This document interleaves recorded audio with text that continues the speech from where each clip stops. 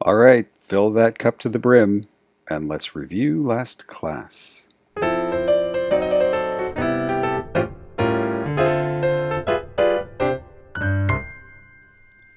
I reviewed the brief for Project 2 that's posted on Slate. It's a reminder that it's your responsibility to read and understand everything in the brief, including what you are expected to do for your deconstruction and simplification process to reduce your animal to more basic shapes, and details about the deliverables. I reviewed the homework that I assigned in the previous week. We always have homework between classes in 2D design, and this homework is meant to focus your process and get 30 drawings done in just over 20 minutes. Do you have to do the homework? I've heard people ask me that. Well, it depends on why you're asking. If you're actually asking if you have to work on this project between classes, the answer is yes. You definitely have to work on Project 2 between classes. However, maybe creating 30 unique drawings in 20 minutes is slow for you. Well, if that's you, then don't worry about the homework. You do you. Process is about drawing fast and building up a large volume of drawings that you can use to help you simplify your animal rendering. Focus on the features that define your character and leave out the features that clutter, distract, and get in the way of your character. It's your project. I trust your unique creative vision. So, what's the point of me assigning homework? Well, because I know that there are many students who feel lost, who are new to this process, who would rather make one rough drawing before their final drawing. And that is not what Project 2 is about. Let's put it into perspective. Remember the evaluation breakdown on the project brief? Let's go down here. Here we go. Look at that. 30% of your mark is process. 30%. That's the same amount as your final composition.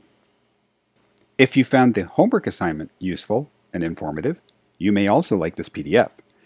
This walks you through the stages of deconstructing and answers questions like, is there a set of requirements? My answer? No, but the rest of this handout is a checklist of ways to make each drawing different from the last. How do you know if you're doing it right? If each drawing demonstrates experimentation and exploration of new directions, you're doing it right. A big part of this process is time. After a session of making 30 drawings, you put them away and you forget about them. A few days later, you can look at them with fresh eyes. You'll see something new. You'll see something amazing that gets you excited. We watched a couple of videos in class. In the video, Don't Be Afraid of the Blank Sheet, Ricky Nierva, artist and production designer at Pixar, with nearly 20 years of experience in animation. Ricky talked about the blank page. The emptiness can be intimidating. Endless opportunities. Endless possibilities. Ricky told a story about a performance theater. Theater director arrives at the theater during rehearsal to find the dancers doing nothing and the choreographer has his head in his hands. The director demands to know what is happening, and all the choreographer can say is, nothing is working, to which the director replies, well, do something so we can change it. The lesson is you've got to do something. Anything is better than doing nothing. A mistake is better than doing nothing. So back to that intimidating white page. How do you decide what to do first? Ricky's answer is take a blind risk and do anything. Here he is. He's turning his back to the paper and just drawing. And he came up with this. Ricky was the production designer for the Pixar film Up. Carl's character design is based on a square. The square represents the figurative box that Carl lives inside. All his features are consciously designed to support the square. Russell's character design is based on a circle. The circle symbolizes positivity and moving forward. It's dynamic. Carl needs Russell in order to become more well-rounded. Russell is an explorer, and he is positive. All his features are consciously designed to support the circle. Russell's sash is missing a badge, and that space is over Russell's heart. Carl wears his Ellie badge, which is also circular, and it is purposefully placed over his own heart. The implication here is that there's something about each character that completes the other. Color saturation is designed to support the characters. Carl's world is desaturated, while Russell's is vibrant, and you can see both worlds in this one shot from the film. At the end of Carl's journey, and at the end of the film, Carl himself has changed, and this is apparent in his appearance. He has more color. Ricky shares drawings made by his own kids.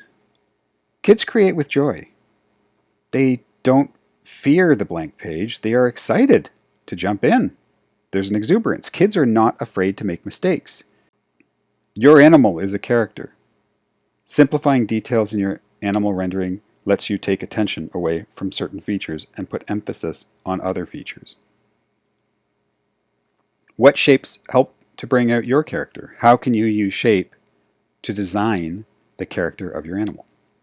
We watched another video that talks about how basic shapes are foundational at Pixar. Shapes are critical for character design in every frame of a Pixar animation. Triangles equal action, speed, or tension. Circles are friendly. Squares are reliable and stable. Adding details adds information, meaning, or emotion. Characters should be identifiable by their silhouette alone.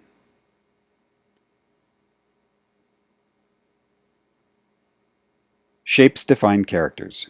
Again, Carl is based on a beige square. Ellie's character design is based on a magenta circle. Color and shape inform the character. Shapes define the composition of a scene. In this scene from Up, we see a repetition of triangles, circles, and squares to create unity.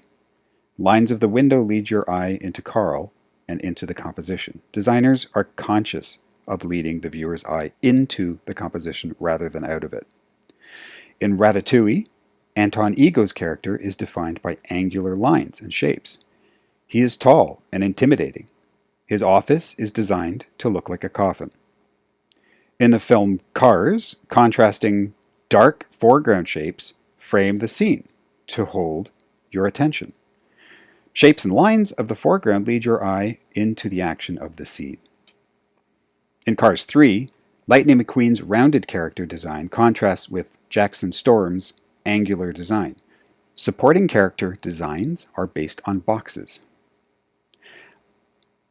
I'm also including still shots here from a Powerhouse animation video because it further emphasizes the importance of shape in character design.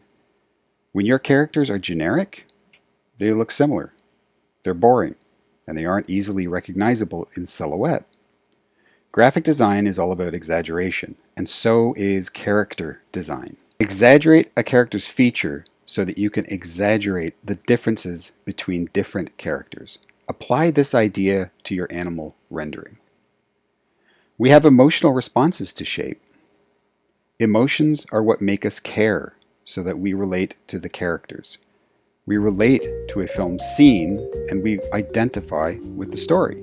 Identifying with the story means that we see ourselves in the story. When we see ourselves in the story, we feel a personal bond and a personal relationship with the film. When you abstract your animal shape, think about shape and emotion. Experiment with shape. Draw your animal using curved lines.